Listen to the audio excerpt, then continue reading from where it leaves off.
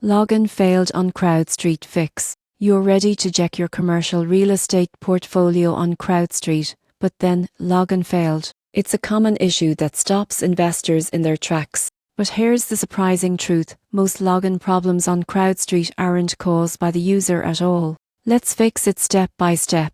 First, start with the basics. Make sure your email and password are entered correctly.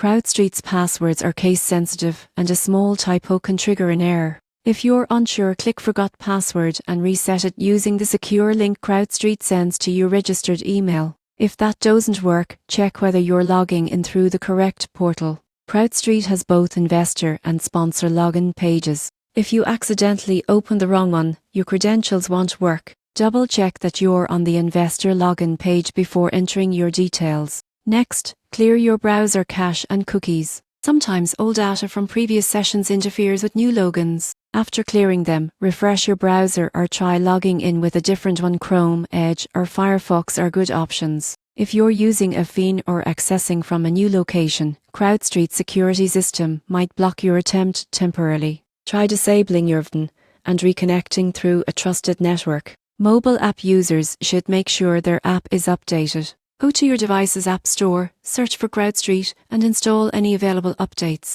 An outdated app version can fail to sync with CrowdStreet's latest security protocols. It's also possible that CrowdStreet servers are undergoing maintenance, which can cause brief login outages. In that case, wait 15 to 20 minutes and try again. Once you're back in, enable multi-factor authentication to keep your account more secure. It not only protects your investments, but also helps prevent future login disruptions. So, the next time your CrowdStreet login fails, don't panic. Just reset your password, clear your cache, check your portal, and update your app.